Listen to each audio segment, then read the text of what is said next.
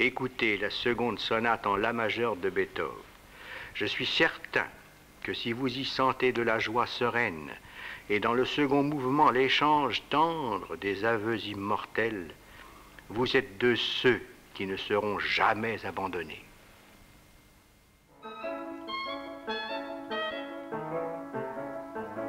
Pour lui, la musique, c'était la vie. C'était la vie et elle transparaissait dans les mots. Beaucoup, beaucoup. Pour moi, c'est un grand musicien. Ça prend aux tripes, quoi. C'est vrai, c'est magnifique. Il avait une chaleur extraordinaire. Quelquefois même, ça débordait un peu, mais enfin...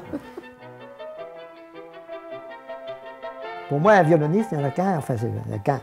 Si, il y en a bien d'autres. Mais, dans mon idée, il n'y a que c'est M. Capoulade. Il avait de la spiritualité. Hein, et amour, spiritualité et musique, pour lui, ne faisaient qu'un.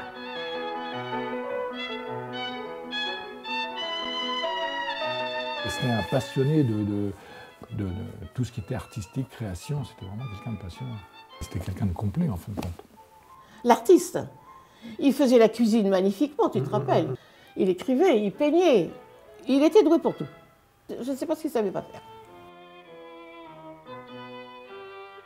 Un côté non conventionnel, mais marquant. C'est un meneur d'hommes, quoi, de jeunes filles dans le... en plus. Il était très enrichissant, mais quelquefois un peu excessif. Très exigeant. Ça passait bien ou ça passait mal. Pour lui, une faute de goût, c'était irrattrapable. Il sortait de l'ordinaire. On en rencontre un comme ça dans sa vie. Pour moi, François Capoulade, c'est quelqu'un de grand, c'est mon papa.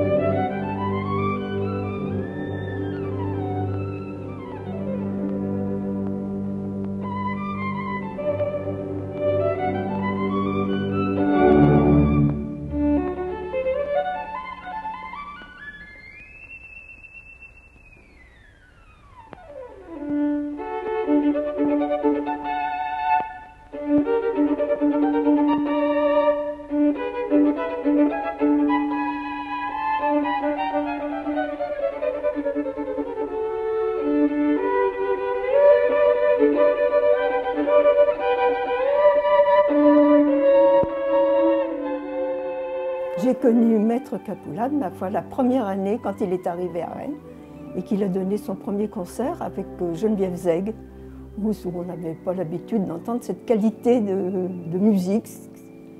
Il a trouvé que le niveau n'était pas suffisamment élevé, alors il a supprimé ce fameux concours d'honneur qui avait lieu entre les premiers prix. Et il a dit, il faut travailler plus, une année supplémentaire. Il avait comment dirais-je, l'obsession de la puissance sonore. Et alors, à telle enseigne que d'abord il jouait sur des cordes en acier, et puis la rapidité du vibrato du bras aussi, très dense, il était, au fond, c'était un descendant de Heifetz.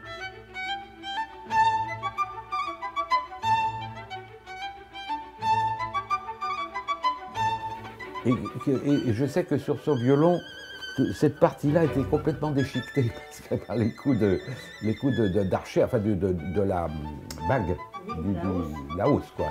La hausse, il cognait, il avait des gestes tellement emportés, amples, oui.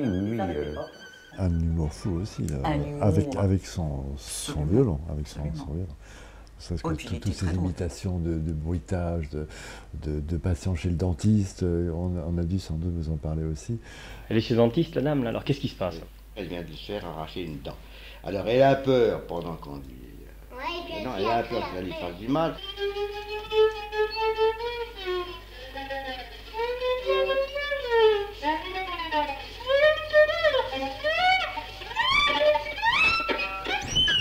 Ça y est, la dent est sortie. Alors on lui passe le verre pour se rincer la bouche. Qui? Il procédait beaucoup par image, pour nous faire comprendre comment s'exprimer. J'ai souvenir des premières paroles, parce que c'est vraiment ça de la symphonie espagnole, donc c'est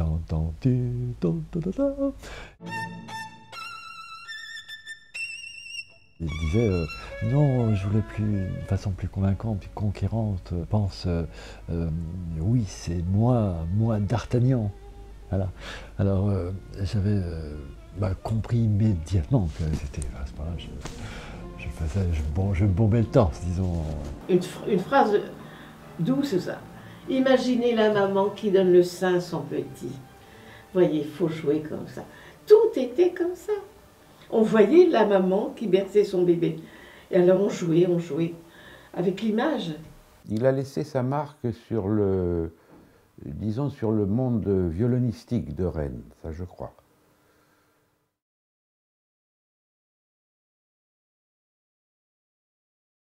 J'avais 12 ans, je ne devais pas y comprendre grand-chose. Il m'a d'ailleurs toujours écrit comme s'il écrivait à un adulte, j'entends très souvent. Mais c'est sûr que ça faisait de la peine, parce que mon père, je l'aimais. Et comme je vous l'ai dit, je n'ai pas compris à un certain moment pourquoi tout s'est cassé, alors que rien ne le laissait présager. Absolument pas. Le cœur ne résonne pas, ben oui, c'est que le cœur l'avait emporté, il était amoureux de cette fille, et puis il ne résonnait plus, et puis je pense qu'il abandonnait tout le reste, sans penser au mal qu'il faisait. C'était vraiment l'amour de sa vie. Et ça a été long avant de cicatriser? Ouh là là, oui, très très très long. Pour ma mère, très long, jamais, je dirais même jamais. Elle ne l'a jamais oublié, jusqu'à son dernier souffle. Hein. Elle en a parlé encore le jour où elle est décédée. Il y avait une carrière ultra prometteuse dans les critiques, une grosse carrière en devenir, tu vois. Ça a commencé à foirer le jour où il a rencontré cette pianiste avec qui ça n'a pas duré et pour laquelle il a quitté tout, tu vois. Et en fait, il a quitté tout pour rien, pour le néant. Il disait lui-même que du jour où il avait été à Rennes, c'était fini. Sa carrière était terminée. Tu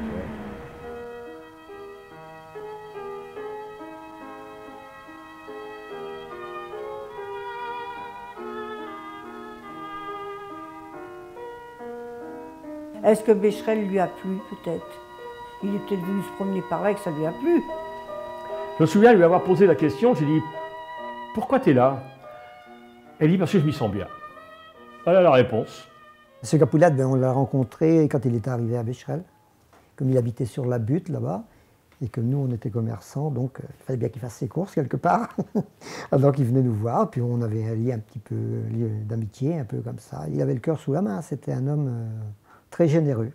Pour moi, c'est un homme très généreux, et puis pas fier pour le rang qu'il avait. C'est sûr qu'il aurait pu être un peu autrement, mais non, non, non. Il a joué pour le mariage de votre fille? Oui. On l'avait invité à manger, il était content.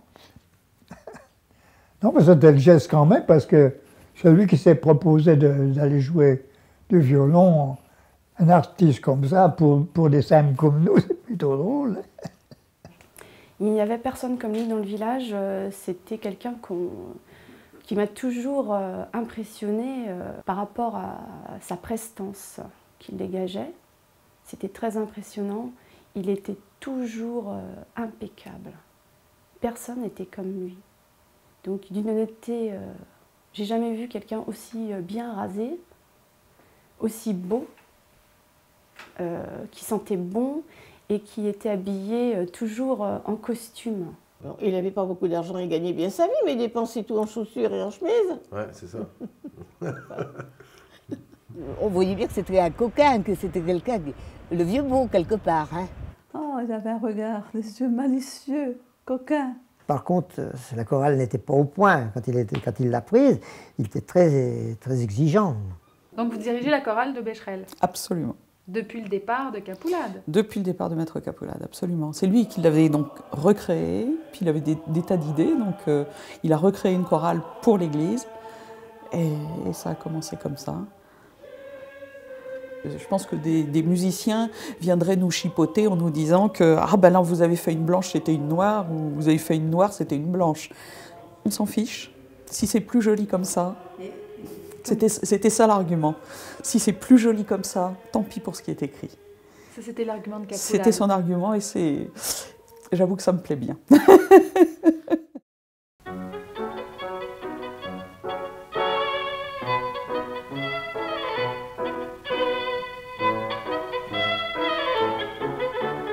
m'a dit, tu viens travailler avec moi, je vais faire de toi un violoniste. Le contrat est clair. Le contrat est clair. Je travaille pour devenir un violoniste. Donc je travaille beaucoup. Après avoir tout tenté pour entraîner le monde dans la voie du salut par la voie du violon, je ne doute pas qu'un autre puisse poursuivre ce vœu d'amour qui resta sans écho. Serais-tu celui-là, ô mon petit Jérôme? Laisse-le moi croire et fais en sorte que cela soit pour ton bonheur et la joie de ceux qui le comprendront. Capoulade, il était hyper doué au violon. C'est-à-dire, c'était assez phénoménal cette façon de jouer.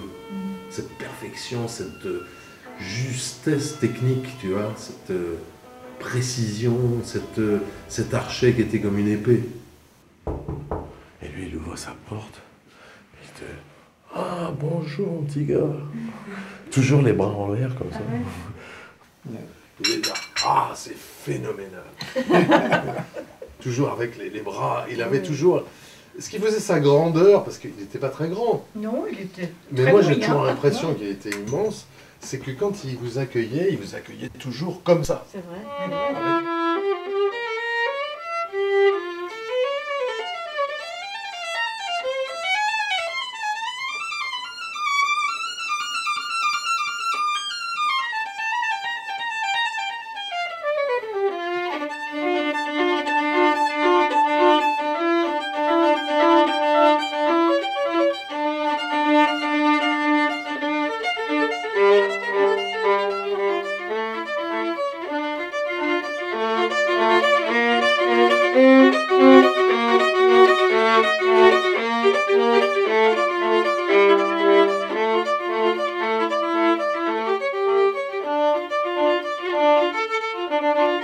Ça m'a beaucoup émotionnée. Pourquoi? Vous connaissez le son de votre père? Parce que d'abord la chaconne, je l'affectionne particulièrement déjà en tant qu'œuvre musicale. En plus de ça, Jérôme le joue à peu près comme le jouait mon père. Et en plus, c'est le violon de mon père. Donc il y a 3 facteurs qui m'émotionnent beaucoup. C'était beau. C'était beau. Merci. Voilà, c'est la chaconne. Non, on n'a pas beaucoup d'occasions de temps en temps.